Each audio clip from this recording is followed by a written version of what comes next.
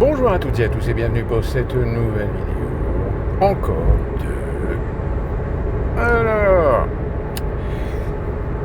j'essaie de trouver un sujet, mais il y a de multiples choses qui se sont déroulées récemment dans divers domaines. Donc, j'ai appelé ça « On a vu ». On a vu hier quelque chose qui est assez symptomatique, qui n'est pas une première, ça s'est déjà produit aux États-Unis comme dans d'autres villes, c'est-à-dire ces influenceurs, alors plus particulièrement Twitch, TikTok, qui tout d'un coup décident de donner un rendez-vous ou un point de ralliement à ses fans. Sauf que le problème, c'est que certains de ces influenceurs ne réfléchissent pas que ça peut mal tourner.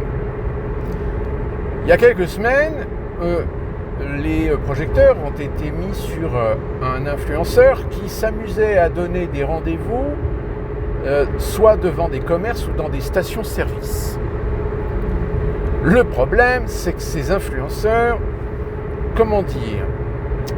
sont d'une certaine catégorie sociale, avec une certaine mentalité définie, où malheureusement, force est de constater que ses fans sont un petit peu à l'image de lui-même, c'est-à-dire totalement incontrôlables. Et du coup, ce qui devait arriver est arrivé. La station-service ou le commerce ont été littéralement pillés. On a aussi certains influenceurs qui s'amusent à entraîner avec eux des fans dans des magasins et très clairement foutent le bordel. Sauf qu'hier, on a atteint un summum où un influenceur de Twitch a donné tout simplement un point de ralliement à Union Square en plein Manhattan. Alors, ce qui est assez amusant, c'est de voir le traitement médiatique. C'est-à-dire qu'il y en a certains qui, évidemment, sont obligés de mettre en évidence le fait que cet influenceur a donné rendez-vous à ses fans et qu'évidemment, il a été arrêté parce que c'est un regroupement de gens illégal. Ces mêmes médias, en revanche, essaieront de mettre un petit peu une sorte de paquet cadeau sur les raisons et les conséquences qui ont amené la police à intervenir de façon assez musclée. Tout simplement parce que, comme je vous l'ai dit, les fans sont parfois un petit peu à l'image de l'influenceur, c'est-à-dire indisciplinés, manquant de civisme et faisant un petit peu tout et n'importe quoi. Et on a vu des jeunes commencer à monter sur des voitures, commencer à faire preuve d'incivisme, commencer à dépouiller parfois des personnes ou voire même commencer à faire des razzias dans certaines boutiques. Alors c'est un phénomène,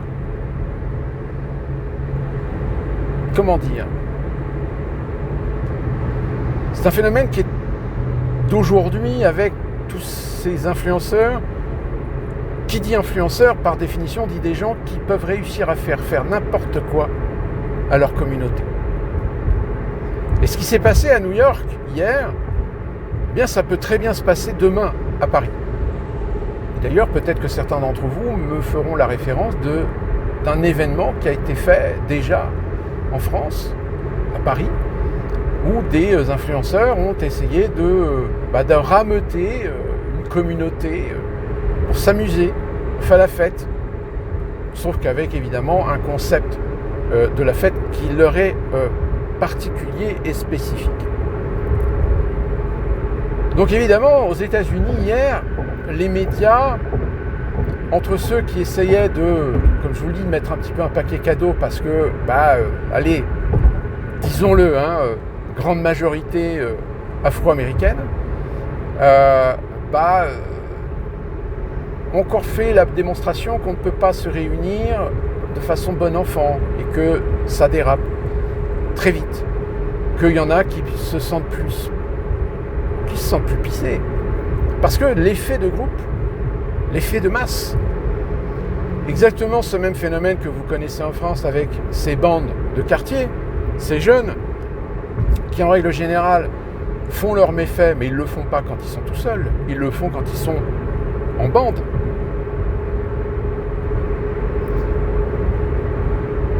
Et par contre, d'autres médias, là, évidemment, se frottent les mains. Fox News, la première, qui, encore une fois de plus, a l'opportunité de bien mettre en avant que, vous voyez, c'est bien gentil de faire du BLM, c'est bien gentil de dénoncer les violences policières, c'est bien gentil de lui vouloir lutter contre le racisme. Le problème, c'est que vous l'avez fait de façon maladroite, et aujourd'hui, vous donnez une légitimité à des gens de faire tout et n'importe quoi. Et c'est ça le problème.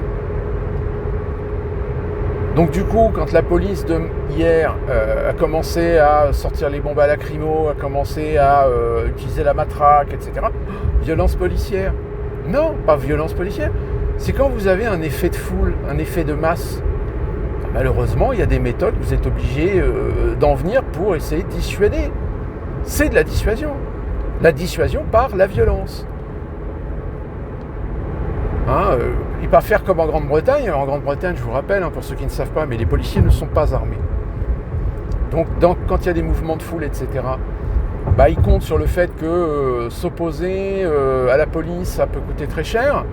Mais le problème, c'est qu'aujourd'hui, en Grande-Bretagne, ils sont confrontés à des gens qui n'ont strictement rien à branler.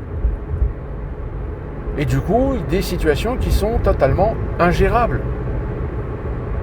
Que dans ce cas-là, on est obligé d'appeler en effet des forces de police, là en revanche spécialisées, et donc armées. À partir de là, on se pose la question, en effet, les influenceurs, quand c'est juste des influenceurs qui s'amusent finalement, mais s'amusent d'une façon un petit peu... Comment dire ? Vous savez, ce mot qui consiste à dire que vous essayez de donner du rêve, de l'illusion aux gens. Vous faites rêver les gens par vos vidéos, par les produits, par les partenaires, etc. Mais qui au final, vous touchez une clientèle. Alors parfois, c'est souvent des adolescents. Donc ces adolescents, vous leur faites miroiter un exemple, un idéal, une ambition. Et ce qui fait qu'aujourd'hui, chez les jeunes, il y en a beaucoup qui veulent devenir influenceurs. Oui, sauf que le problème, c'est que déjà, il faut bien admettre que c'est un marché qui est complètement saturé. Alors à moins d'avoir trouvé un filon, c'est-à-dire une exclusivité en matière d'activité, etc. Mais force est de constater que les influenceurs aujourd'hui... moi je suis trop vieux, ce genre de personnage, ça ne fonctionne pas sur moi. Donc je ne suis pas le bon client de ce genre d'influenceur. Mais il y a des jeunesses, il y a des jeunes aujourd'hui qui sont à fond dedans. Et d'ailleurs, la preuve en est, c'est qu'ils font la fortune de ces influenceurs. Donc c'est que c'est un marché. C'est que c'est un commerce, c'est que ça fonctionne. Enfin, ça fonctionne pour certains, pas pour tous. Il y en a certains qui veulent se lancer là-dedans, qui se lancent là-dedans, mais qui n'y arrivent pas. Ils n'y arrivent pas pourquoi ? Parce que ils sont tellement lavés du cerveau par justement cette mode des influenceurs que ils n'arrivent pas à se décoller et finalement ne font que du copier-coller. Sauf qu'à force de faire du copier-coller, il y a un moment donné où après c'est le qualitatif, c'est l'abondance, c'est qui fait la différence. Donc tout ça pour ramener à cette question, en effet, jusqu'où des influenceurs peuvent-ils être soit un business, un commerce, ou au contraire quelque chose qui peut devenir dangereux, surtout en plus si c'est des influenceurs qui ont une tendance, on va dire, à être un peu dans le roue libre, c'est-à-dire faire tout et n'importe quoi, n'importe comment, du moment que ça fait des likes. D'ailleurs, on a appris qu'il y a un jeune qui certainement aussi vivait de vues sur YouTube en faisant des galipettes à des hauteurs. Cette fois-ci, malheureusement, on a ce qu'on appelle la fatalité. C'est quand on jongle avec le risque, un jour, le risque se confronte à la réalité et la réalité vous ramène à la fatalité. La fatalité est parfois mortelle. Et on ne va pas y chercher une responsabilité en disant c'est la faute du building. Je pense que là, on est logique. Donc c'est une question. C'est une question sur laquelle il n'y a pas véritablement de réponse, si ce n'est la réponse de la censure. Sauf que la censure, encore une fois, là on voit monsieur Breton, c'est Breton, européen, là. Vous savez, le mec il se sent plus pissé, il se prend pour le ministère de la vérité européenne des réseaux sociaux et de l'internet. C'est ça le problème, c'est que si vous mettez des outils, mais les outils vous les laissez entre de mauvaises mains, et les mauvaises mains risquent d'utiliser ces outils à d'autres fins que ce pourquoi les outils avaient été créés. C'est pas le fait qu'il faut rien faire, c'est le fait que malheureusement, est-ce que c'est pas fait exprès parfois dans cette situation, justement de provoquer la fatalité pour ensuite aller chercher le consentement du peuple pour mettre en place des lois, mais des lois qui seront présentées sous une certaine forme pour dire, voyez, regardez ces lois-là, c'est ces lois-là qui vont nous permettre de régler le problème. Sauf que le problème, c'est que ces lois, elles sont parfois un petit peu floues, elles sont parfois élargies à d'autres domaines, et qu'une fois que la loi est active, une fois qu'elle est mise en place et qu'elle s'applique, tout d'un coup, on se rend compte que cette loi, oui, mais attendez, la loi, elle était faite pour protéger les internautes face à des influenceurs, pas pour me bloquer moi sur un réseau social parce que je ne suis pas d'accord avec la guerre en Ukraine. Vous voyez ? Quelle subtilité. On a vu, souvenez-vous récemment, je crois même la précédente vidéo, je vous ai parlé de ce que Donald Trump va devoir répondre devant la justice américaine. J'ai essayé d'expliquer que pour l'instant, on est dans une situation où il y a des mises en accusation. Maintenant, à savoir, est-ce que le procès va être fait de façon équitable ou est-ce qu'au contraire, c'est un procès qui va être orienté, c'est-à-dire très clairement pour faire tout et n'importe quoi, tant que le résultat, c'est que Trump soit condamné et soit condamné de telle manière à ce qu'il ne puisse pas se présenter en tant que candidat à la présidentielle de 2024. Sauf que ce qui est effrayant, c'est de voir sur les réseaux sociaux, littéralement, je dis bien littéralement, des gens qui sont en train de convaincre leurs lecteurs que ça y est, c'est plié, que ça y est, de toute façon, Trump, ça y est, c'est bon, il est condamné. Il y en a même un qui s'autoproclame spécialiste des affaires aux USA, qui s'amuse même à dire oui, alors Donald Trump, imaginez, Donald Trump a été arrêté lorsqu'il s'est présenté au tribunal, etc. Donc considérez bien que voilà, c'est bien la preuve qu'il est condamné. Non. Il s'est présenté parce que c'est sa responsabilité. Il aurait pu très bien ne pas le faire et envoyer juste ses avocats pour recevoir les chefs d'inculpation auxquels il va devoir répondre lors d'un procès. C'est tout. Alors après, les chefs d'accusation, là encore, sur les réseaux sociaux, il y en a qui font des raccourcis en disant, voilà, vous voyez, c'est la preuve, puisque là, on le met en accusation pour défaut et refus et déni de démocratie, pour incitation à l'émeute et au coup d'État du 20 janvier, etc. Donc, mais attendez. Il est sous le chef d'accusation. Attendez l'évolution du procès avant de commencer à faire des plans sur la comète. Mais non. Alors ce qui est assez étonnant, c'est que quand on regarde les comptes de ces gens, on se rend compte que c'est des comptes tout à fait récents, c'est des comptes relativement jeunes, qui ont été créés en 2020, 2021, 2022. Et puis ce qui est assez impressionnant, c'est aussi les sémantiques, l'usage des mots, la structure des phrases. C'est-à-dire que tout est fait sans aucune mesure, sans aucun recul.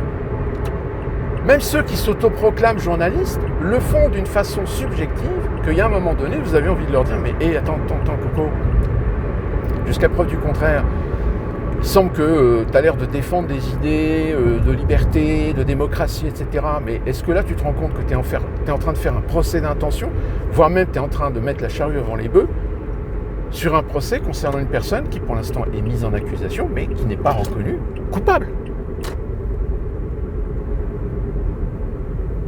Alors oui, bien sûr que c'est pas n'importe qui.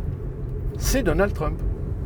C'est l'individu qui a eu l'audace un jour de se présenter aux primaires d'un parti politique, qui plus est non des moindres, c'est-à-dire le Parti républicain, et qui a réussi contre toute attente et contre tout pronostic de tous ceux qui pensaient que Donald Trump c'était une plaisanterie, à gagner la primaire.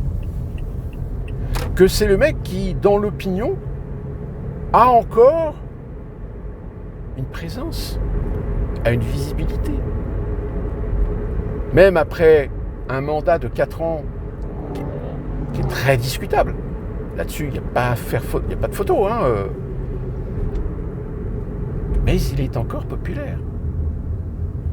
Il est encore populaire auprès, évidemment, d'une population convaincue qu'il est un messie.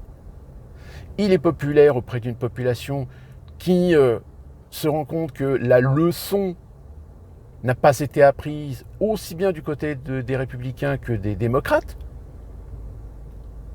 C'est-à-dire, à un moment donné, savoir changer son fusil d'épaule sur le plan politique, sur le plan idéologique, et arrêter ces discours complaisants, consensuels, presque bêtifiants, ahurissants d'infantilisation. Donc Donald Trump, oui, c'est un électorat.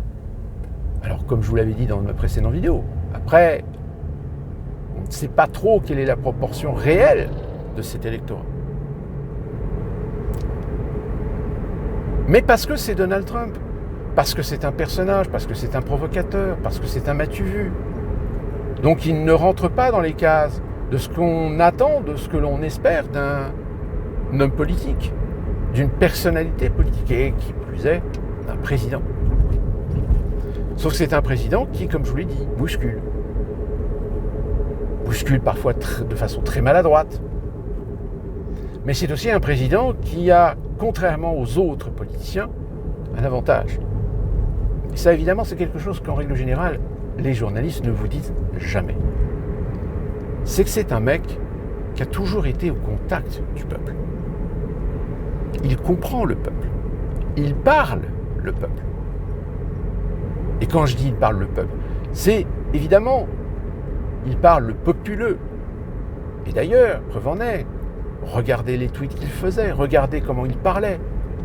Il parlait d'une façon populaire. Il ne parlait pas d'une façon protocolaire. Et c'est ça qui a plu à un certain nombre d'Américains. Parce qu'ils comprenaient son langage. Alors évidemment, ce n'est pas un langage structuré. Évidemment, c'est un langage charretier, on va dire, si pour reprendre cette terminologie française.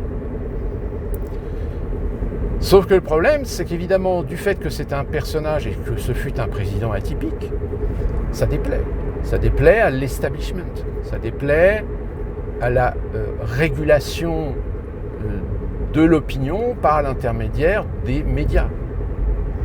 Donc forcément, quand aujourd'hui Donald Trump, dans certains sondages, reste dans le peloton de tête, ça fait remuer la queue évidemment à tous les bien-pensants, à tous les fragiles, et qui s'évertuent aujourd'hui à convaincre leurs lecteurs, à convaincre l'opinion que, avant même qu'un seul mot soit commencé à être prononcé dans un processus judiciaire, devant un tribunal, le condamne déjà.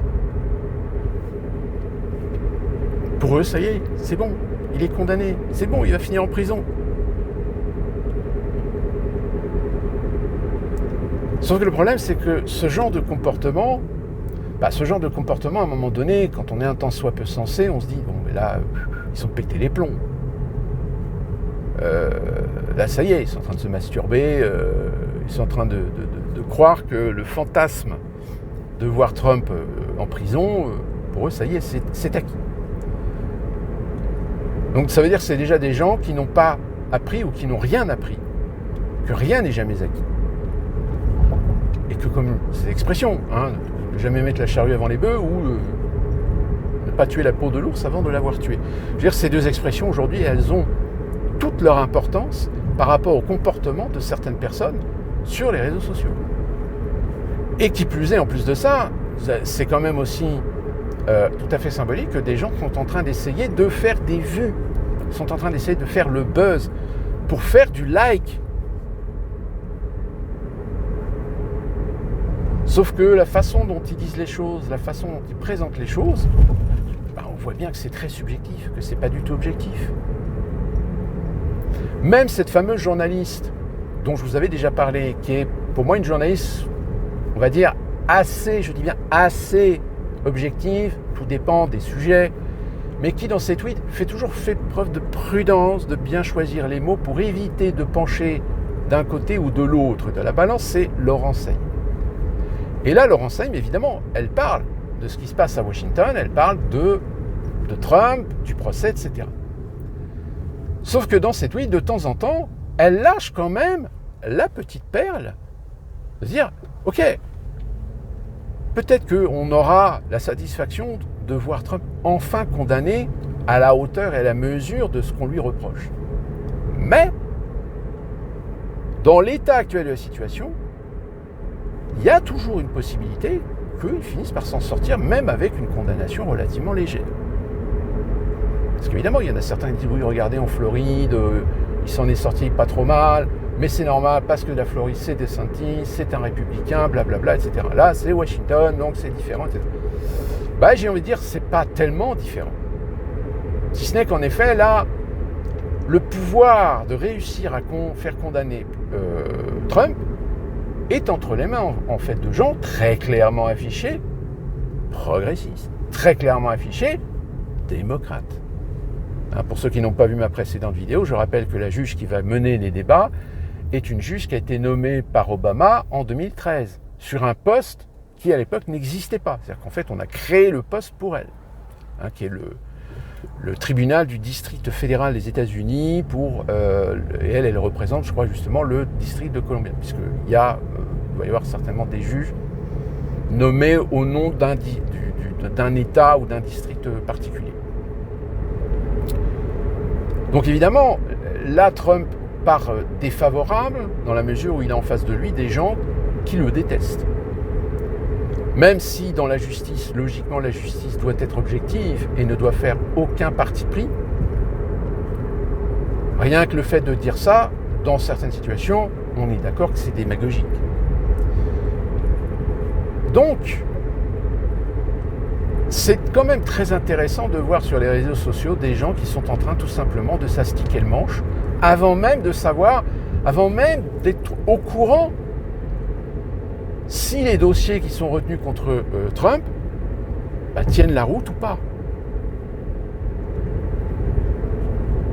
Parce qu'il y en a même certains qui font référence en disant oui, c'est prouvé qu'il a dit que c'est lui qui a été qui a poussé les gens à aller, ça a poussé ces femmes à aller au Capitole.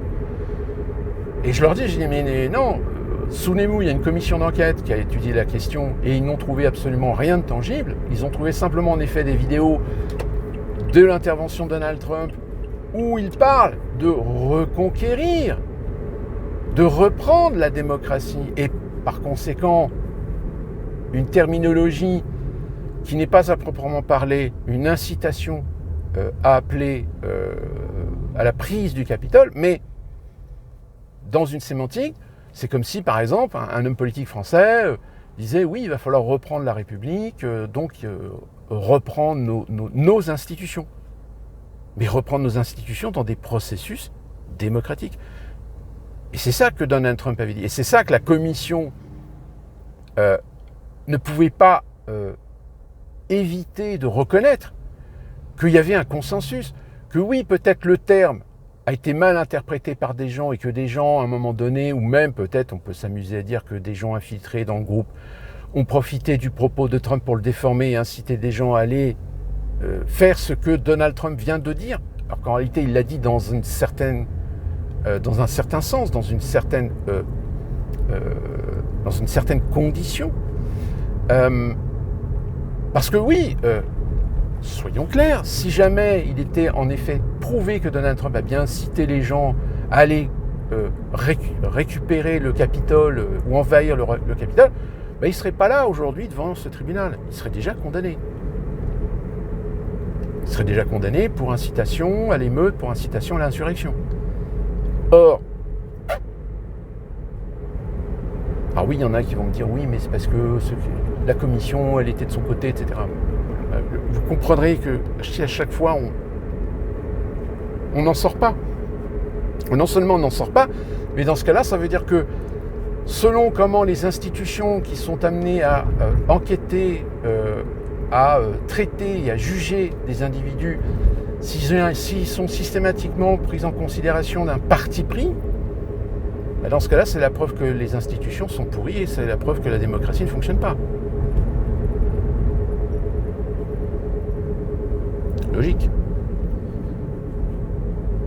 Donc, c'est quand même dramatique parce que ces gens sur les réseaux sociaux réussissent quand même à convaincre des gens. Et en effet, c'est là que ça rejoint le premier sujet de cette vidéo. C'est le problème de l'influence que peut avoir des réseaux sociaux sur des gens. Encore une fois, des gens que je dis, c'est des gens, ce que j'appellerais des feignasses intellectuels, c'est-à-dire des gens qui n'ont pas le courage, qui n'ont pas l'envie, qui n'ont pas envie de se faire chier, d'aller chercher, d'aller comprendre, d'aller analyser, d'aller comparer, et qui prennent la facilité de quelque chose qui correspond plus à leurs opinions et leurs convictions comme argent comptant. Et que même le jour, dans des conversations, vous leur démontrez par A plus B que ce qu'ils croient être une vérité, en réalité, n'en a jamais été une, mais juste le propos d'une personne qui, en plus de ça, fait un propos, fait un factuel sans donner une source. Parce qu'il y en a un paquet. Il y en a même, des fois, attention, qui vous donnent une source, mais quand vous allez sur la source, vous vous rendez compte que c'est un article qui lui-même ne fait pas de source. C'est un article qui dit oui, il a été dit que tel journal a dit que telle étude a dit que. Mais quand tu fais une référence, mets là la référence. Mets le lien du site, mets le lien de l'article, mets le lien du PDF, de l'étude, etc. Sauf qu'il y a des gens, ils ne le font pas. Donc déjà, ça veut dire que ces gens-là, attention. Moi, dans mes vidéos, dans les descriptifs, j'essaie de faire l'effort quand même de mettre des liens en lien avec ce que je vous dis. Et même des fois de mettre des liens pour affiner une affirmation que j'ai pu avoir dans une vidéo, mais sur laquelle j'étais peut-être un peu approximatif. Et donc je reprécise dans la description, je peaufine, j'affine l'information en question. Comme l'un qui m'avait posé une question sur le fait d'où je sortais l'étude sur la clientèle qui était plus mâle chez Oppenheimer et plus féminine que chez les spectateurs qui ont été voir Barbie. Donc j'ai retrouvé le lien et j'ai mis le lien. Donc encore une fois de plus, d'une façon générale, d'une façon globale, c'est vrai qu'on peut se dire, finalement l'Internet c'est génial, mais c'est aussi dangereux. Et que dans ces deux thèmes que je viens de vous parler, on peut trouver d'autres thèmes. On a vu, par exemple, aujourd'hui, comment est traité le Niger, comment est traitée la relation Afrique, comment est traitée l'Afrique avec les relations avec les Occidentaux, avec la Russie, avec la Chine.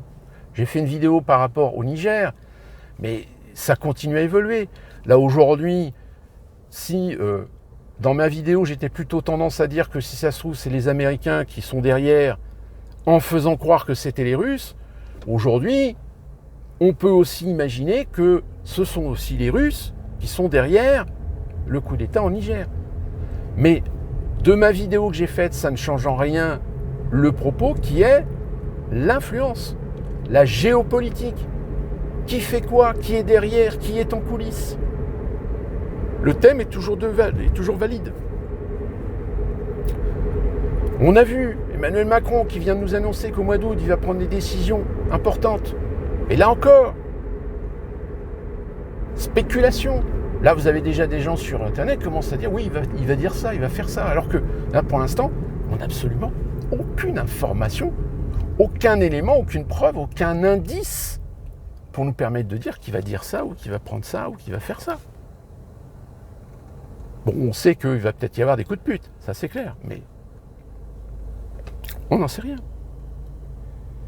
On a vu, là aussi, les familles d'Enzo et puis de deux, trois autres personnes qui ont été victimes de la violence, de la délinquance, de la criminalité, qui se plaignent que l'exposition ou la médiatisation de ces drames sont beaucoup moindres que lorsqu'il s'agit de victimes, alors qu'elles soient des victimes, alors plus particulièrement des victimes de violences policières, soyons honnêtes, parce que là on en a encore un nouveau là qui a fait un refus d'obtempérer, qui a foncé sur un des flics, les flics ont sorti le flingue, ils ont tiré dessus, bon heureusement il n'est pas mort, il s'est juste pris une balle dans la cuisse, ou dans la jambe, dans le mollet je crois apparemment.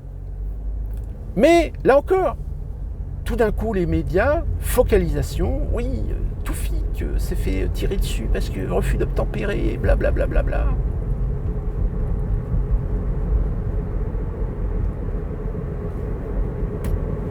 C'est-à-dire qu'en fait, pour jouer la victimisation, encore aujourd'hui, si tu es blanc avec un nom trop français, avec des racines trop françaises, tu coches pas les cases. Tu coches pas les cases de la victimisation. Que ce soit envers les violences policières ou la délinquance, ou la criminalité. Mais ça aussi, c'est fait exprès. Là, on met en évidence que, vous voyez, que ce soit des étrangers ou des Français, mais issus de l'immigration, quel que soit le contexte ou la situation, sont beaucoup plus exposés médiatiquement que si, malheureusement, vous vous appelez Jean-Pierre, Christophe, Charles-Édouard, ou Enzo, ou Daniel, ou etc. Là, apparemment, il y a un avis de recherche sur 3 individus qui ont lynché un monsieur qui n'était pas content parce que l'un des 3 individus était en train de pisser sur le mur de son immeuble. Bon, le mec, il s'est pris une rouste, sauf que la rouste était très violente et le mec, il en est mort. On exacerbe les violences. On ne soigne pas le problème, on le déplace. On n'analyse pas le problème, on le manipule. Donc à force de faire ça depuis des années, que croyez-vous qu'il va arriver? Ça va être le chaos, ça va être le désordre. Il va y avoir un moment donné où des gens vont commencer à prendre les armes, il va y avoir un moment donné où des gens vont commencer à créer des milices, illégales, mais des milices quand même, et qui vont en dézinguer quelques-uns, pour l'exemple. Ça va arriver. C'est dramatique. On n'espère pas que ça arrive. Mais malheureusement, vu comment on met de l'huile sur le feu, sur des thématiques qu'on traite non plus sur un faisceau sociétal, mais sur un faisceau idéologique, vous savez, en général, quand on traite des choses pour servir des idéologies, le jour où ça dérape, ça finit toujours très mal. Donc voilà, sur ce qu'on a vu récemment. Alors on a vu plein d'autres choses, mais ça serait que ne faire encore une fois de plus des retours à des thématiques qu'on a déjà vues dans certains nombres de nos vidéos. Mais malheureusement, c'est assez redondant. Et du fait de cette redondance, parfois, malheureusement, on est obligé d'en parler, irrémédiablement. Donc d'ici qu'on se retrouve pour une prochaine vidéo où on parlera encore de nouveaux sujets sur des sujets déjà traités, ou peut-être de sujets peut-être plus plaisants, plus divertissants, allez savoir. On se retrouve très prochainement pour une nouvelle vidéo. Et merci à tous ceux qui ont fait des commentaires sur la vidéo, sur la fameuse commission sur les ovnis, parce que c'est des discussions très passionnées finalement. Et c'est ça qui est très intéressant. D'ici là, on se retrouve donc pour une prochaine vidéo. Moi, je vais bosser. et à très bientôt.